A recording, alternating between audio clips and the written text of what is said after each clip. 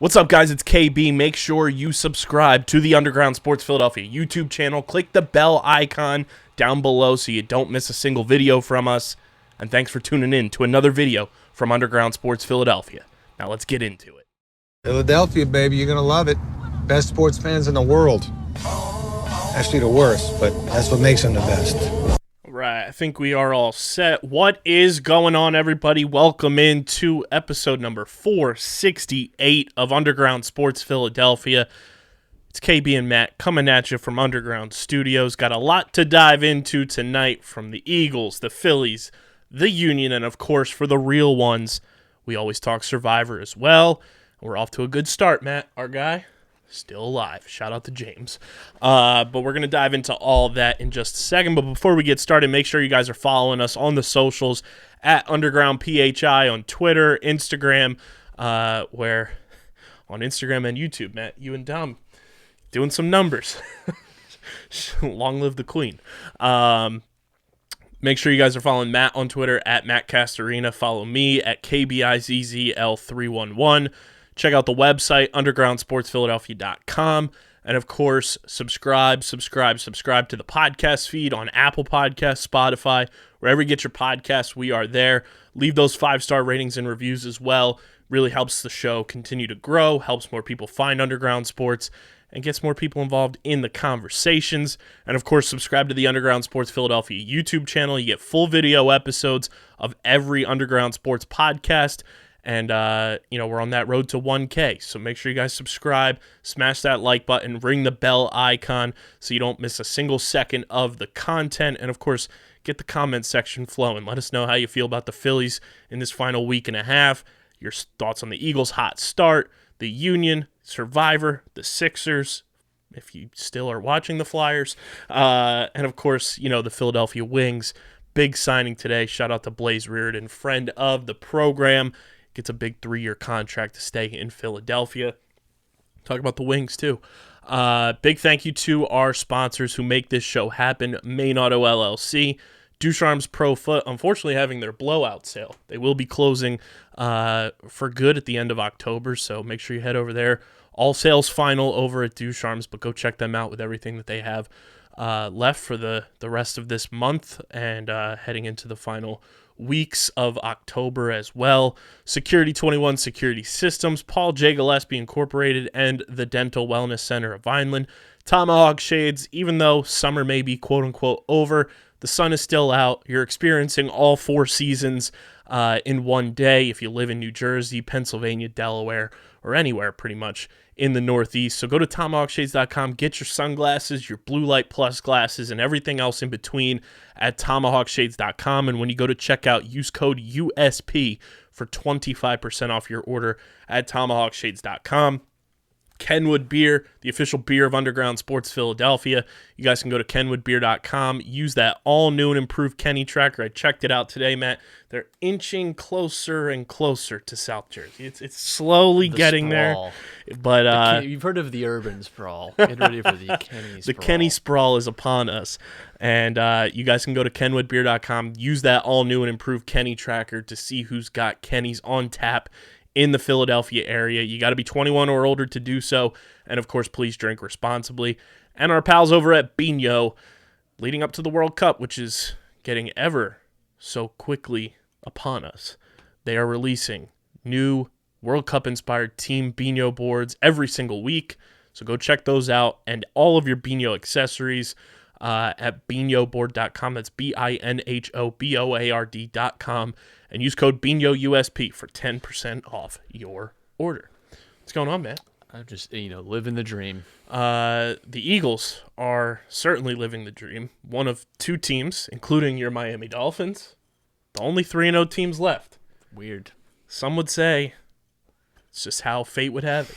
It's weird. Weird feeling. Tell you this. Maybe this Tua guy's pretty good. I don't know. Maybe he might be quite good, man. I don't know.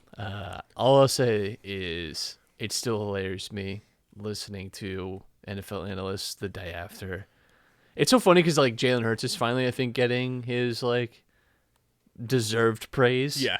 But Tua is still well, if any other quarterback did what Tua did. Like, if the roles were reversed and Josh Allen won that game in that manner, like, I'm sorry, but Kyle Brandt would be running through a wall. it's just like, listen, I've had to, like, the first 2 weeks of the season, Bills are the best team. They might be a 2007 Patriots. They might be that good. I mean, seriously, I'm not like they're doing that straw man thing where people like that's legitimately what people are saying about the team. Yeah. And they did look very good. Like, it's hard to watch that Tennessee game and not think, damn, like, wow, this team just kind of has a different gear than everyone else. So the first 2 weeks of the season are spent filleting the Bills, and meanwhile the Dolphins win two very, very tough games against tough teams, and Now they beat the Bills. Like, well, it's actually they only had 39 offensive plays, so it's like he should have never been in the game for that last drive because he got a concussion and they just let him go back out on the field. This is the part where we start caring about concussions. Where we start pretending like people care about concussions. Okay, I'm glad we reached that state of cope with like. It is very funny that former teammates who subsequently replaced each other in national championship games at Alabama were two of the most doubted quarterbacks coming out of college and into the NFL, doubted for the first couple of years of their careers, and are now proving every single person wrong. And I saw a tweet, I forget who put it out there, so forgive me for forgetting, but it is fascinating that you see last year's successes with Joe Burrow and Jamar Chase, where Jamar Chase was like, oh, he can't track a football in the air. And then the Bengals end up winning the AFC and going to the Super Bowl. And then you get, Jalen Hurts paired up with Devontae Smith and A.J. Brown, two of his good friends from just life and college. Tua gets Jalen Waddle, and then you bring in Tyreek Hill, who has been on he might be the king of Tuanon. Yeah, because Tyreek Hill, he has hyped him up more than I think any of the most fervent Tuanon supporters ever have. Like, Tyreek Hill might be the man behind the screen. Like, he was getting like questions, was like, is Tua Patrick Mahomes? What's that? What's it like? And he's like, Tua's actually better. Like, Tua's the most accurate quarterback I ever played with. Like, Jesus. And now both of them into like their quote unquote make it or break it season are the final undefeated teams in it's the just, NFL. Listen. Again, Tua's played the Patriots, the Bills, and the Ravens, and has gone 3-0 in those games. Sorry, but that's just... Let's just give him his respect, at least. I'm tired of listening to stuff, and it's like nitpicking everything. The Eagles are being nitpicked for only scoring 24, for so thoroughly dominating opponents that they don't need to score in the second half, and somehow that's a problem. Yeah, it's an issue that we're only scoring in one half of a football game. It's true champagne problems that we're having right now. Well, yes, will that be a problem in the playoffs? For sure. But right now, when you're playing opponents like the Washington Commanders, who are the biggest fraud organization in the NFL, and you get 9 sacks on Carson Wentz, you don't really need to score that many points. And I also found it funny, I tweeted this, found it very funny that in that game against the Commanders, Carson Wentz would not allow, and this is all from my brain, obviously, but he was not going to let them kick the extra point in that game because he could not stand to see his team only put up 9 points against the Eagles and have more Nick Foles jokes made about him. You might be onto something. Hey. That was a tough watch for old Fernia. For anyone still in like the Wentz wagon, so, I tell you though, that was like playing the hits. It was like I've had the pleasure of seeing the Killers play live, and what I love about them is that they know what people came for. They know that people came to hear the hits, and they'll play like one or two of their new stuff. Like, hey, we're gonna play, and everyone's like, cool. As long as you get right back to it, and they do, the Wentz knows, just like the Killers, like, people came here to see me really fuck it up. And that's what I'm going to do. They came here to see me get hit. Yes. And speaking of the Killers, our former producer, why it was fresh in my mind. Tyler Steinbrand, at it again, playing with the Killers last night in Philadelphia. So shout out to Tyler Steinbrand. Who's the freak that goes to ballparks and catches all the historic? Oh, I know exactly who you're talking about. He is that, but with getting on stage with bands to like perform songs. Like, he could write a weird book about how to get on stage and play drums for your favorite band. It's funny because the first time he did it, which is right around when we started this podcast, that sparked the Killers allowing people to go on stage with them. Before that, they never really like acknowledged it, and Tyler like was that like the domino meme. Tyler Steinbrenner gets up on stage at Wells Fargo Center. The Killers let everybody on stage to play with them. They have like an Instagram like group chat of all the people who got called up on stage during that tour, and they all stay in contact with each other. And Tyler got to run it back. Zachary Hampel, by the way, is that's who it is. Claimed to have collected more than 12,000 baseballs, which is just weird. Such a nerd. Okay, we get it. Including A-Rod's 3,000th career hit and Mike Trout's first career home run. Cool, man. You think he just has a tent set up at Yankee Stadium right now? Jesus, I can only imagine. What that's like. Yeah, I mean, he's like. I saw tweet is like, if someone sees Zach Hampel at the next Yankees game, like you have an American duty to start a fight with him and get both of you kicked out. The unbelievable just run it back of Tyler Steinbrenner at Wells Fargo Center with the Killers. Love to see it. But I mean, the Eagles look fantastic right now. They are continuing to. I tweeted this out from the main account today. Every single week so far this year, the Eagles have had a Player of the Week award given to Zach McPherson. Got Special Teams Player of the Week in Week 1. Darius Slay, Defensive Player of the Week in Week 2. Brandon Graham, Defensive Player of the Week in Week 3. And Jalen Hurts was the hashtag, not a sponsor of this show, FedEx Air Player of the Week, which, again, feather in the cap to all the doubters that Jalen Hurts can't throw the ball. He's your passing player of the week. So the Eagles continue to rack up accolades there, and they're welcoming an old friend back to town this week instead of going on the road to visit one. Doug Peterson and the Jaguars, who also have looked pretty solid to start this season. Going to be, I think, one of the better tests for this Eagles team coming up on Sunday. Yeah, it's the Estranged Lovers Tour. Eagles top 3 in point differential too.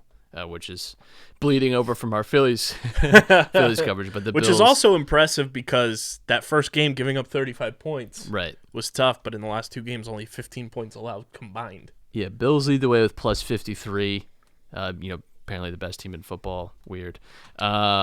Jaguars at plus 46 and the Eagles at plus 36. Jaguars getting a lot of help from shutting out the Colts and just really laying it on thick to the Chargers. Yeah. But yeah. That's it's a warning shot, like Chargers are still a good team. That defense, I know, had injuries, but that's a defense that so far this year has like frustrated some teams. It frustrated Pat Mahomes, and I think the Jags it's a scary idea. It's weird how like everyone was so down on Trevor Lawrence last year, and then it's like it felt like such double speak so often last season with the Jaguars because like everyone could not stop talking about, and rightly so because it was so funny and so insane. All the Urban Meyer stories, like him not flying home with the team or kicking his own kicker, like felt like knowing guys' names. Yeah, I felt like there was no end to kind of just like the absurdness from him, and yet everyone was like, "Why does Trevor suck? Like, why does this team suck?" It's like it felt like we were just never quite making the neural connection between those two things. It's like, oh, Trevor Lawrence is like an actual coach now. It's literally I think you should leave it. We're trying to figure out who did this. Right, like, yeah, we're all searching for the guy, and it turns out it was Urban Meyer the entire time. So, yeah, Trevor Lawrence with like some competent coaching around him. Turns out pretty good. Turns out like the Bryce Harper of football is like pretty good at football. Like I just recorded Eagles Enemies with Demetrius Harvey, which will come out later this week. But he dropped an interesting and fascinating piece of knowledge on the show. Doug Peterson allegedly has not seen the trophy, or not the trophy, the statue that they built of him and Nick Foles at the Link. How, like at all? Like at all. He claims he has not like seen it, like I guess in person maybe, which is kind of wild because after the statue was built, Doug was the coach here for 3 more years. I'm gonna be totally real and honest. If I ever found myself in a situation where a statue was made of me, even if it's me with another person, I'm going to that statue probably weekly. Yeah, I don't care if it's across the country because I'm assuming also if a statue's being made of me, I'm probably got some wealth. Or something. Or I did something pretty significant. It's pretty like I'm going there multiple times. And it's also like I'm shocked like because it was like donated by Bud Light that they didn't just force some sort of photo op with him Yeah. and Nick Foles with the statue. Bizarre. Well, hey, It's always You a live and you first learn. time. There's always a first, Doug. So Doug will come here with his ice cream, take on the Eagles, and it's just it's pretty wild to see. I saw a tweet, some of the sports books too, with the Eagles preseason, they were plus 2,500 to win the Super Bowl. Sportsbooks are already offering cash out options for more than double of what people put down for the Eagles to win because they're onto something. I think Jalen Hurts is top 5 in MVP odds as well. Plus now, 700 to win MVP. So, yeah. It's Pretty going to be hard to good. beat like one of Lamar or Josh Allen. But Yeah. I think the top 4 are those 3, and then Tua's in the mix right now too. Yeah, it's those, and Mahomes as well as a kind of a perennial MVP guy. It also just says something that, dudes tend to rock when you let them play with their friends. Yeah, turns out like just like hanging out with the buds, like kind of works. It turns out maybe just like the people that are like just vibes instead of like analytics, maybe they're kind of right. Maybe they're onto something. Maybe they weren't fully right, but I think they're kind of right. The also loving the Batman cape trend this year, and Jason Kelce on his podcast with Travis Kelce that came out today, he said that if the Eagles execute on the offensive line this week and score, he's putting on the cape and he's going to be dubbing himself Fat Batman. Husky man. Because the Eagles have Swole Batman with A.J. Brown, you have Skinny Batman with Devontae Smith, Fast Batman with Quez Watkins, and then Darius Slay also claiming that if he were on the offensive side of the ball, he could be Skinny and Fast Batman. And I also love whenever anybody in the media tries to call Darius Slay Darius, he's like, it's Slay. Just shuts him down. It's like, call me by my correct name, please. What a legend. Hopefully he's okay too. Apparently dealing with a back injury that he sustained, I want to say last week. Was out of practice today, but there was a video of him just all-time vibing to the Rod Wave, and he quote tweeted the video, said that Rod Wave just be bumping. So hopefully he's all right. And Landon Dickerson also held out of practice today as we record this on Wednesday, so hopefully those guys will be all set for Sunday. Good matchup on Thursday Night Football too. Your Dolphins taking on the whiteout Bengals. Yeah, a lot of Finns questionable for this one, so we'll see. Obviously, Tua with his back issue. I think Xavier Howard is also questionable.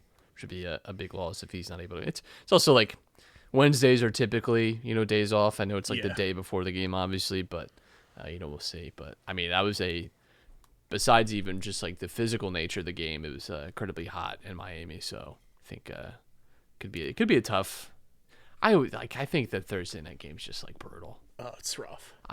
It's kind of nice, but I also wish it used to be, unless my memory is failing me, that it didn't start until after Thanksgiving. They would start after Thanksgiving. They would then have Thursday night games. I feel It used to not be the full season, or even maybe there would have been like one before Thanksgiving too. And right. But I like feel like November was typically that sweet after spot. Thanksgiving, it was like now you have Thursday night football. Yeah, I don't really care for the Thursday night stuff. it is tough. Also, with the Eagles being on Monday Night Football last week, and I watched Monday Night Football this week somehow. I had to put a bet on the game for myself to even like remotely be entertained by that Cowboys-Giants game. I'm still not used to Troy Aikman and Joe Buck being on Monday Night Football. Bizarre. It feels like when the game started, it felt like I was watching a 4:25 start on a Sunday. I was like, this doesn't feel like Monday Night Football right now. Will it eventually? Maybe. But it does feel weird that Buck and Aikman are Monday Night Football now. Yeah, all the announcers kind of being like shuffled around is bizarre. Also, this is like the last Thursday night game that's like watchable. We got the Colts and Broncos next week. Snorefest. The Commanders and Bears. Jesus. Saints, Cardinals. Ugh. Ravens, Buccaneers could be That should be interesting. okay. Everyone will be healthy, at least for the Bucs. That'll be Yeah. pretty good. But Eagles, Texans, even that is like, it's like not that. I don't know. Falcons, Panthers. Who wants to watch that? Ugh. Titans, Packers. That could be okay. Could be okay. And then you're at Thanksgiving. And then Bills, Patriots, don't care. Raiders, Rams, that could be okay. 49ers, Seahawks, maybe. We'll see if the Raiders can win a game. Yeah, maybe they'll be, 0-14 at that point. Good grief. Jaguars, Jets, Cowboys, Titans. Not a steamed lineup there. There's only like 2 games I think they're like, I'm interested. Yeah, on both ends that it's like, all right, this is a solid game. Like Eagles Texans, yes, we're gonna watch it, but no one's neutral like fan isn't like, oh man, right. Eagles Texans, looking forward to that. Like, it's not like your marquee matchup. what is even the storyline of an Eagles? How many times have the Eagles played the Texans? I feel like it's like 4. I'm trying to think of the last time we did play them. I think it might have been like 4 years ago when you shuffle the. It was because I remember being in Philly, and I think the Eagles won on like a field goal. I'm like pretty sure. Let's see. I was in because I remember like eating at a restaurant and the game was on, and I'm pretty sure the Eagles won on a field goal. I think even in that game, like whoever was kicking at that time missed field. Like I remember that being like a thing. I think. Let's take a look at Eagles Texans history. It's like maybe 3 or 4 years ago. I think you're right.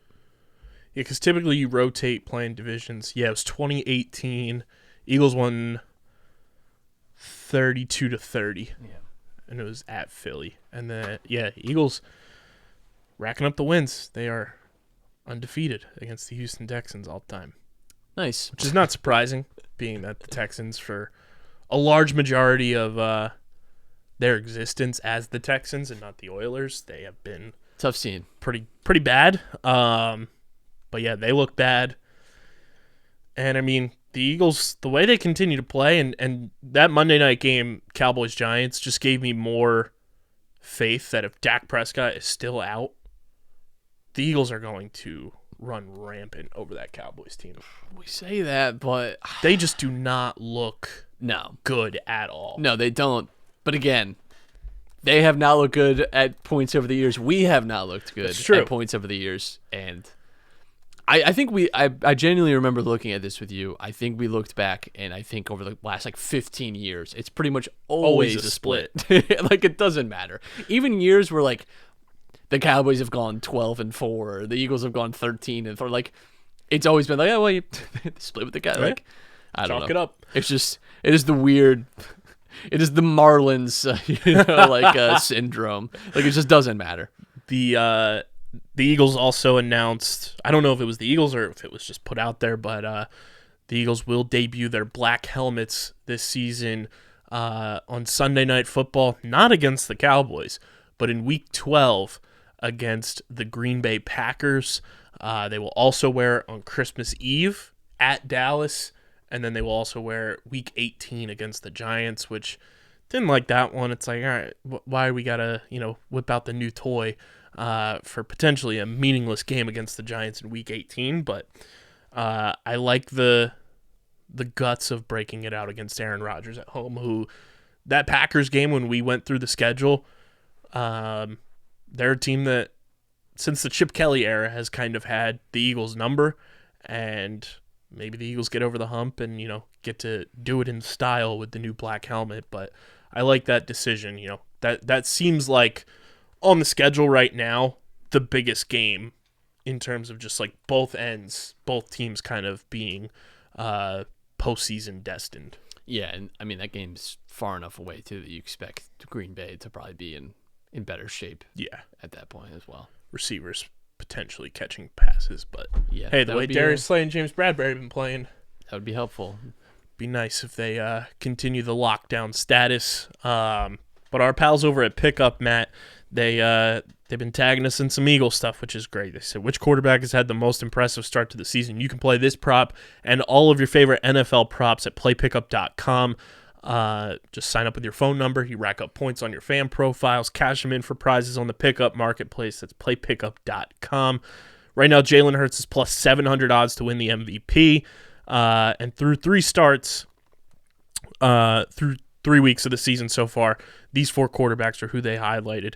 Josh Allen, he's got 1,014 passing yards, 9 touchdowns, a QB rating of 109.8, 113 rushing yards, 1 touchdown. His MVP odds, this coming from not a sponsor, but via FanDuel, plus 300. Lamar Jackson, 749 passing yards, 10 passing touchdowns, a QB rating of 119, and he's got 243 rushing yards, 2 rushing touchdowns. My quarterback right there. He has every single Unreal. Ravens touchdown Lamar Jackson's doing. And his MVP odds at plus 700. Jalen Hurts, through the first 3 weeks of the season, 916 passing yards, 4 passing touchdowns, a QB rating of 106.5, 167 rush yards, 3 touchdowns on the ground, plus 700 odds as well to win the MVP. And then your boy Tua, 925 passing yards, 8 touchdowns, 117.8 QB rating, season record, 3-0, MVP odds, plus 1,500. I mean, if he beats Josh Allen of the division, Not too bad. we'll talk about it. Pretty big win. 2-0 in the division. Big win over the Bill. I don't know. That could be one you look back on. I did see the NFL today, too. They tweeted, very funnily, the NFL is bright with these young stars, and it's all the quarterbacks so far that passed for 900-plus yards this season. It's obviously Lamar, Josh Allen, Jalen Hurts, Justin Herbert, and number 5, old Joe Flacco. Well, you know what? When you're throwing the ball 70 times a game, I think it's going to get you there. Joe Flacco rounding out the bunch there. Matt, the Phillies. Not The as Phillies. fun. Not as fun as the NFL, but Not as fun, in fact, a lot more worrying. yes. And we should have known that the first time the Phillies make the playoffs, or at least on the precipice of making it, in this drought that they have been in, it was going to be gut-wrenching, difficult, and making you want to pull your hair out of your head. A disgusting, unbelievable, no excuses loss last night to the Cubs. Thankfully, the Brewers lose last night to the Cardinals. Phillies' magic number is 7. I just don't understand some of the decisions that Rob Thompson is making right now. Continuing to keep the lineup the same way it is. Some of these bullpen decisions. Putting Connor Brogdon in the game last night was the most... That's when I knew the game was over. He has been terrible since the month of August started. He's got like an over 7 ERA. And putting him in a game that is tied after Zach Wheeler goes in one of his best starts of the season, and you put Connor Brogdon in, that was like, all right, we're waving the white flag on this one in a game that you could have won. But here we are, the Phillies still struggling for wins against bad teams, and they're relying on Ace Nola tonight. Yeah, I mean, I think you're really hoping, too, between Wheeler and Nola to start off this series that you'd pocket 2 wins and kind of get yourself some comfortability. I mean, now it's like turning into...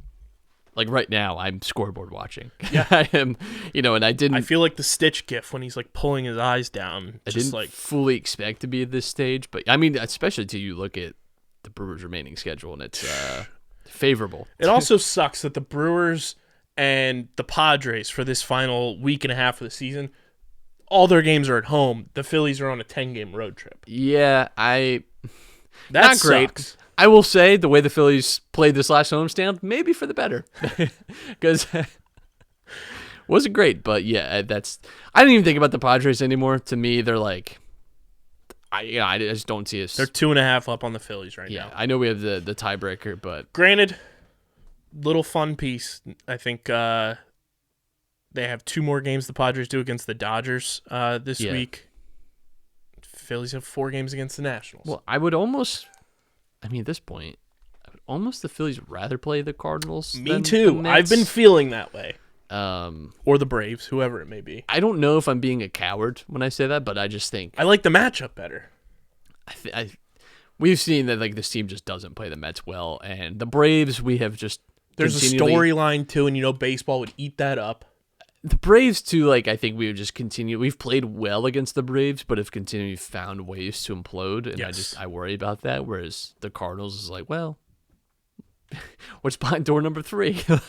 Did we have a winning record against the Cardinals this year? I think we actually did. And I was reading apparently, like pitching wise, we've done well against the Cardinals, like Arenado, Goldschmidt, like actually done okay. So, I wouldn't. The more that the season has gone on and we've gotten to this point in the season, I'm more in favor of playing the Cardinals. And baseball, like I said, they're going to love the storyline that the Phillies hopefully getting in, playing the Cardinals. First time in the playoffs. The last time they were in, they played the Cardinals. It's Albert Pujols' last dance. So you're going to have all the cameras and spotlight around that. And who knows if that distracts the Cardinals a little bit. You know, you're coming into the playoffs. It's Albert and Yachty's last ride together. And, you know, maybe that puts some pressure on the Cardinals and the Phillies can kind of play. Because, in all honesty, if the Phillies get in, which hopefully they will, there's really nothing to lose on their end. The Cardinals, it's like we're trying to win one last time for Albert Pujols, Yadier Molina, two franchise icons. Where the Phillies, it's like, hey, we're just happy to be here, and we made it in, while two other teams in our division are leaps and bounds right now better than us, and we just walked our way in thanks to this extra wild card. Right. All that said, I would really like it if the Phillies were the team that like ruined. Yes, that ruined too. Ruined that story. You guys know how much we fucking hate the Cardinals. So it would be fantastic for our mental if we were able to knock them out in style. Yeah. I'm trying to find, I know that, oh, there we go. St. Louis. We are 4-3 against the Cards this year. So. Yeah, I felt like we played them like relatively the well. Mets, we are 5-14. Terrible. And the Braves 8-11. Which isn't bad, no. Considering, you know, you remove the series in Atlanta a couple weeks ago where we got swept, you go 500 against the Braves. Yeah. Cubs are 0-4 against right now. Yeah, that's tough. That makes zero sense. The Cubs are so bad. We got that Rangers. Rangers was tough. Marlins 12-7 against the Marlins. Best record since 2011, I want to say. We figured it out. So we beat up on the bad teams, like 13-2 against the Nats. That was. It is very nice that we have the Nats for 4. Here. Although now that I've said that, we're in. We're in trouble now. I will say, like, that is a gift, but also having to play. I don't know how I feel about that final series too against the Astros. Yeah, it's like they're so good, but they already have the AL West locked up, and I don't know if they can still contend for the number 1 seed or not with their record, or if they have that locked up already. I know they made up some ground on the Yankees when they were scuffling quite a bit down the stretch, but if the Astros are like still contending for, they have a 7-game lead at the top. I think they're actually probably wrapping that up. Yeah, I'm sure if they win like 1 or 2 more games, they're solidified. That's interesting too from like both perspectives as well, because obviously the Astros, you probably get like their top guys for like an inning or two, and that's it, just to keep everyone kind of like sharp and keep them like rest them, but also give them like that little bit of time. Phillies would obviously like to be doing that as well. I think Rob Thompson said it so that,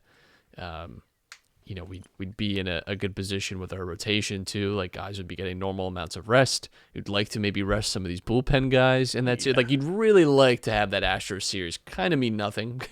For both teams, hopefully. I think that would be most ideal for pretty much everyone involved. That's just kind of like you rubber stamp it and move on with your life, but. If you don't figure out a way here, you're in a tough spot. So I feel really good right now, Matt. Obviously, the Phillies are underway right now. Base runner situation not too ideal, but all the way back in March or April when we were going through some of our props and we're looking through some good stuff to bet on this baseball season, I took that Aaron Nola over 218 or 218.5 strikeouts. I believe he just got strikeout number 219 on the season. So you love to see it. It was too good of a number to not take there. We're in the middle of the second now, so not great. Not great at all. And this is at least they got out of the jam. The Cubs did have 2 runners on base there for a hot minute. But you need Aaron Nola to step up. He's been, last week his start was phenomenal and the best we've seen him in quite some time, and then. Against the Braves, he looked like he was, just struggling to make it through that game. You need him to step up and really dispel these September Nola taglines that he's kind of accrued over the past couple of seasons. Nick Castellanos is back, which is, that's been a storyline because he refused the rehab assignment. It's like, I think if the guy wants to get ready at the major league level, you let him. Yeah. He's earned that right. So I don't know why that was made into such a huge story, but Phillies need to figure some stuff out. And This has been their worst month since May. They're 10-12 in the month of September. you want a fun fact, Matt? The Phillies have not gone over 500 in the month of September since Pete Buchanan was the manager of the Phillies. That's not a real person. That's Swarby Jones. That was pre-Gabe Kapler. Not Pete a real Buchanan person. coming in. That's not a real person. You don't remember the Pete Buchanan era? Nope. That was heart of me. I think you're making that name up. I don't think that's a real name. Like that Arrested Development bit. It's like, I don't understand the question, so I won't be responding to it. Not a real person. You just made Pete Buchanan up. The incomparable Ray Dunn tweeted out. It's like those people that don't believe Helen Keller exists. It's like, I don't think that Pete Buchanan's a real person. Don't think that happened. Ray Dunn tweeted out the group of Phillies players that were on the roster when they went over 500 in September, which that year, Matt, they went 66 and 96. Very nice. Here was the roster here. Cesar Hernandez. Great player. J.P. Crawford. How could we forget? Aaron Altair. Wow. Rhys Hoskins. I believe this was Rhys's rookie year. Nick Williams. Jesus. Pitcher Yaxel Rios. Don't really remember Yaxel that well. Number 37. Yikes. My boy, my lover, Maikel Franco. God bless him. Jorge Alfaro, Wow. who is currently on that San Diego Padres team. Yes, he's on my fantasy baseball team. Cameron Rupp. Wow, not thought about Cameron Rupp since this point in time. Henderson Alvarez III, who Don't even remember. I don't remember. Do not remember that. That's another made up name. Pete Buchanan, Henderson Alvarez III. Yeah. No, that's not real. Zach Curtis, Zach spelled Z-A-C. Don't remember. Hobie Milner. Nope, nothing. Freddie Galvis. Okay, now we're getting back. Victor Arano. Remember when we got Freddie Galvis last year and everyone was like, this is yeah. like, I this was is thrilled. And it was like, well, That was fun while it lasted. He's now playing in Japan. Victor Arano. Our boy, podcast hero, Hector Neris. Tommy Joseph. Edubray Ramos. Adam Morgan. okay. And Hyun-Soo Kim. No, sorry. I do not know that, man. That was the Phillies roster the last time they went over 500 in the month of September in a season that they went 66 and 96. Yeah, I think it's safe to say that team's better than this one. I think we should blow it up. That's clearly, that's really all I'm getting out of that. It's unbelievable. And, you look at how the NL East run differential is looking right now. Doesn't really feel like the Phillies are going to be able to score a net of 34 runs the rest of the way. Well, They've done crazier things, though, but right now the Atlanta Braves at plus 180, the New York Mets at plus 155, the Phillies at plus 66, the Miami Marlins at minus 98, and the Washington Nationals back in the lead for worst run differential, minus 228. I'll say this. We have 4 games against the Nationals. That's true. So could possible. make up a 34-point swing somewhere in there. That is possible. We've scored 102 runs against the Nats so far this year. The second closest to that is 79 against the Marlins. Wow. So, Dodgers. I'm sorry, Atlanta. We scored 85 against Oh, Atlanta. wow. If I could That's learn how to pretty read, impressive. learning to read at my age would be really helpful. Dodgers, I'm at plus 321. Nice. That must be cool. Yankees at plus 230, and the Houston Astros at plus 215. Astros feel like a meat grinder. Unbelievable. I hate that it feels like a Houston year. It does feel like I'm trying to justify Houston Astros simply because of Hector Neris. For Neris, I'd be happy. For the rest of it, nah. I feel like Hector Neris and Dusty Baker, I'd be. I will say Yankee tears would be very funny. Yes. There would be. Yes. there would be some pleasure taken, but Because I think the only guys that I really do like on that Astros team are their manager and Hector Neris. yeah, I gotta tell you, if it's not the Phillies, Do we like Justin Verlander? I don't mind him. Yeah, I have no I'm the strong same way. positive or negative feelings about Justin Verlander. The being honest. last waiver wire trade deadline acquisition. What a pickup. What an acquisition! What a pickup. The last and maybe one of the best ever. Last bit on Isn't it just insane? baseball. Is Albert Pujols juicing up? Not that I care, because like baseball was better when it was happening. Like you had the storylines and everything. It seems very odd that out of the clouds since the home run derby, he's the one guy that has stayed continually hot coming out of the home run derby. I think it's a combination of that. One, I think athletes in general use more PEDs than I think people 100%. like to think that they do. Because I can remember growing up, we grew up obviously watching baseball in like the heat of the steroid era. Right. And it was like every month on SportsCenter, it would be like this list of 100 names of guys that like are all, visited whatever doctor in Florida. Balco. Yeah. But Mark McGuire wasn't letting people into his locker room. Rafael Palmeiro. You could see his andro pills. Like Palmeiro in court. Like, I didn't do it. Yes, okay. you did. You did, and it's fine. Just be Andy Pettitte and just Right? and just take it. Because everyone, you know what? No one ever remembers Andy Pettitte did steroids. And you know look why? at Andy Pettitte now. Because he just said, "Yeah, I did it." And look at him now. Pitching coach for Team USA in the World Baseball Classic. And you know what? It was a path up. You listen. I also think, and we've seen this over the years too, guys will kind of leave it over the plate for guys like in this situation. I don't know why, but they Not doing it for Judge. Not doing it for Judge. And you know why? Because it's in a contract year. Which I find very funny. You got to really earn that. I think it's actually hilarious. So, and it's similar to like Lamar Jackson in the NFL, where it's like, the Ravens and the Yankees both. I think, God damn it, I wish we could go back 7 months. Like, this would have been a lot better if we had just come to some better terms here.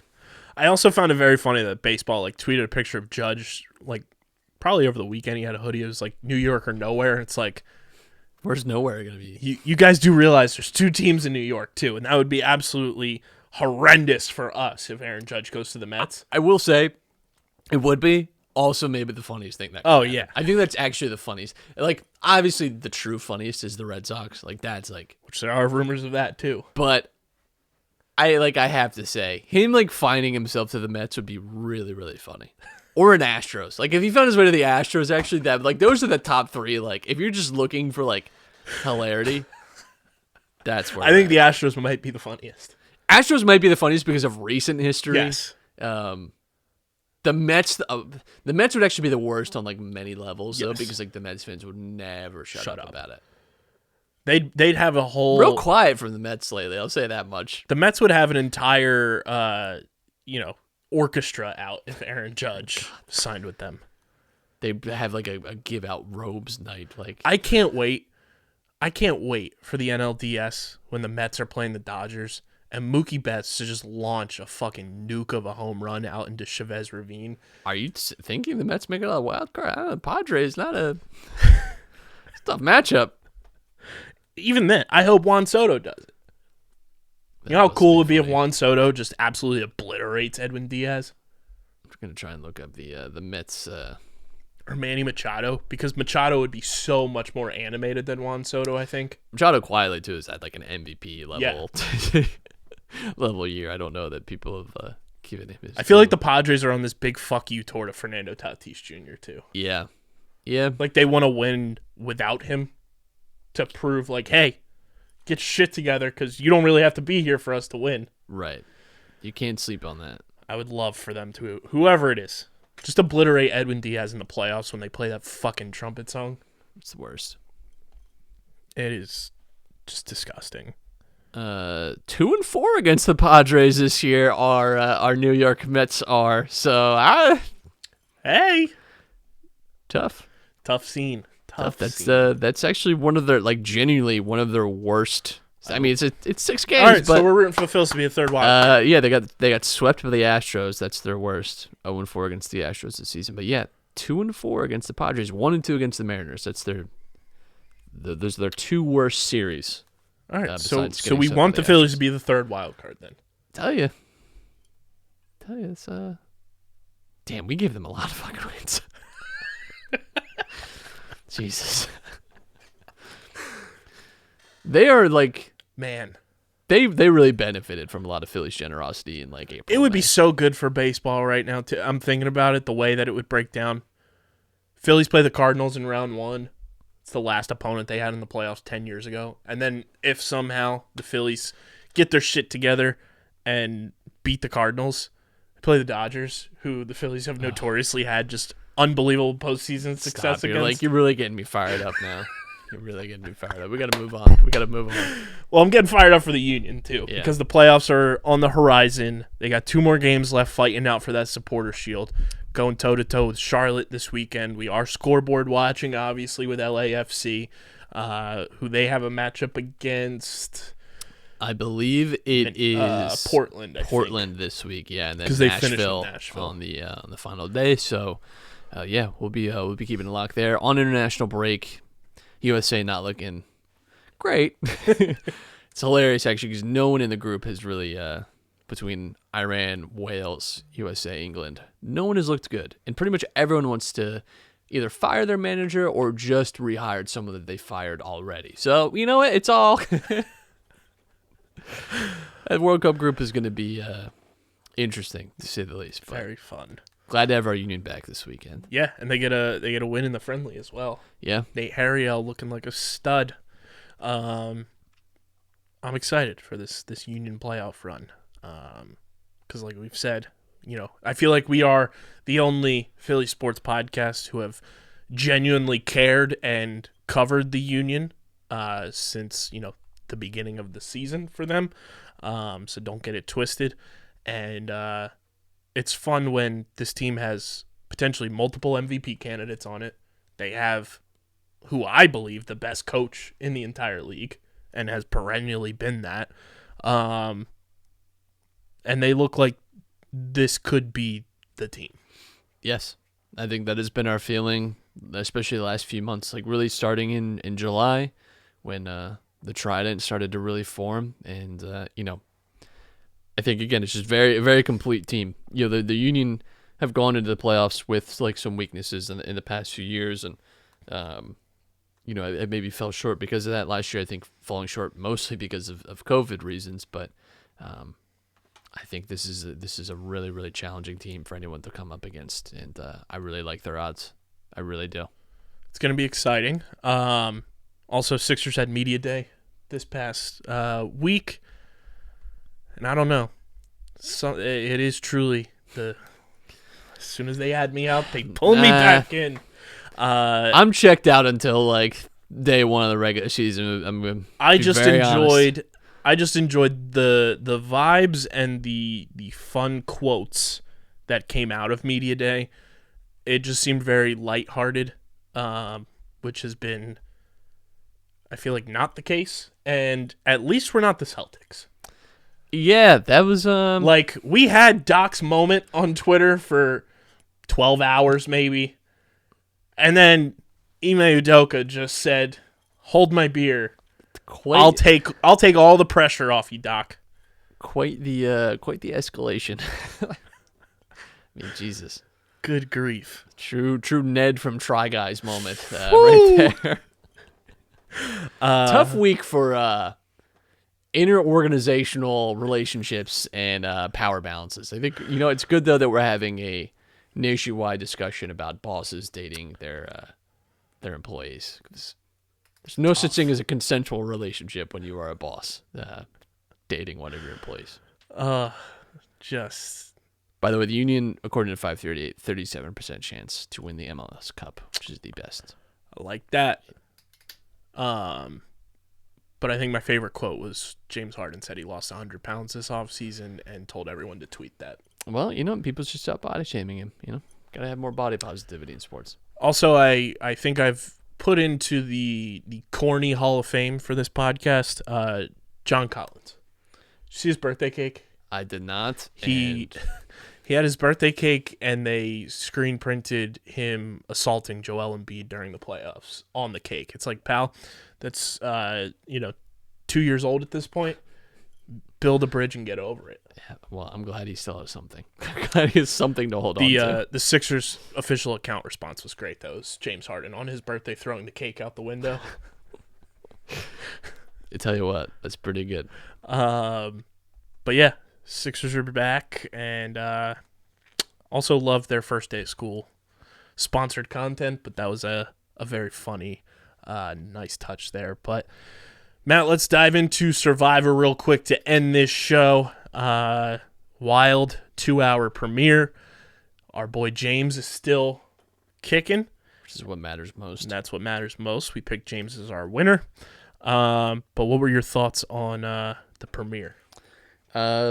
Pretty good so far. I'll say this. I'm a little disappointed that they haven't tweaked the game a little bit. I didn't mind Agreed. it last year because They filmed back to back. And they were trying stuff new. I was hoping that this year some of the especially since they show them the 2 previous seasons, so everyone knows, they even mention it we know when they go away that they're getting something. The Prisoner's Dilemma stuff was cool. I like the idea of it, but I think maybe could have retooled that. I think that's bigger picture stuff, but I didn't get a good read on anyone really. I think it's always hard to in the premiere to really feel like you're strongly attached to anyone, but I do like our I gotta say I like our pick. I think it's hard to have any strong feelings, but I do like where we're at. Yeah, I feel solid about our picks. He seemed like people really liked being around him. Yes, and that's that's what matters early on. You don't want to just be the guy no one likes. So James, so far, we're all right. We're all right. We're doing all right with our picks so far with James from Philadelphia. But Matt, we got episode 2 tonight. Any expectations as Bryce Harper just hits a sacrifice fly to score Kyle Schwarber? Thank Christ. And the Phillies now lead the Cubs 1-0 in the top of the third. Any expectations going into tonight? And who would you say is, in your 3 up or your 3 down? Oh, man. I haven't learned names yet. I know a few. I know Noelle. Right. Which is just a life crossover for me with a former lacrosse player. And, now she's Paralympian, so I know her. Know James, obviously. But yeah, the names, it has been tough to, I know Gabler. I didn't know what to expect from Gabler. When he said that he was going to play his shot in the dark, I was like, this guy. Yeah. He's got stones. Almost, maybe it was a sneaky, I'll give him the benefit of the doubt. Maybe it was a sneaky play knowing that people are no, dude, don't do that. People talk him down from that. And I think people would be maybe that would kind of bury him in the sand a little bit and people wouldn't be paying as much. I'd like to give him the credit and that's why he did that. Yeah. I don't know that that's why he said that. But he does have a little advantage. So, got that going for him at least. Hard to do a 3 up and 3 down. Yeah. Because no one really even got that many advantages either. Right. You had the prisoner's dilemma situation, but no one stood out and got anything big. I think just by virtue of having a advantage, you have to. I'll say Cody might be my 3 down. I don't know. Just seems had a bad read. And, was I forget who it was that won on the trip, and they came back, and he's he wasn't even wet. I think he's lying about the whole thing. It's no, I mean, I want to, adjust your eyes. And then on the preview for this week, he's jumping off of a very sharp, dangerous-looking rock into, very shallow water. Hey, you know what? Who gave this guy, a monster before he went out of here? Because that's what I'm a little worried about with him. Also, obviously, Matt and I play Fantasy Survivor. Who did you end up getting in? Well, I got Cody, which I think really influenced my my worries. Yeah, I got Cody and Justine. Justine, I feel like I didn't get anything out of. I don't fully remember even hearing Justine talk. Yeah, if I'm being honest, but I don't hate it. I didn't mind Justine's like profile beforehand, so I will take it. Really, I'm all about my boy James. Just making it to the end. Yeah, I got James and Janine. We'll see how this all plays out. Mariah, the first voted out, so Tough. one of our Tough Philadelphians taken out as the first. And I vote. gotta tell you, don't love the play. Anytime there's like a gender thing going on, and like the women wanted to Felt so early. build an alliance, and it's like I like it. You know, like For there's sure, like it's a gameplay. it makes sense. Roll with that, and then you like. It's just tough. Like I think when you like vote a woman out, and then you're like, especially when you make it about strength, because typically on Survivor, and this is one of the ugly reflections of like our society too, is that like women are not and it's pretty much the opposite in Survivor though, where like women typically perform very well in the challenge because it's really not about brute force of strength anymore. Like it is about, you know, endurance or balance, things that anyone can be good at. There's no like gender specific strength to that. So I just think, you know, like anytime you do that and you really stress like strength, which is dumb anyway, because you're probably still going to lose the challenge. Yeah. Like, you know, like you're not really making yourself any better, particularly. It's really just best to roll with people that you trust. And maybe they do. Maybe we just don't see that. But that tribe does seem like the weakest so far in terms of just like conversation wise and just like continuity wise. They seem like they're the tribe that might crumble first. Right. And I just think really you just want to find your immediate like 2 or 3 people that you're rolling with and just make that your thing and make that how you're voting, not off of strength, because it's just not. I felt just like their don't see it. strategy approach was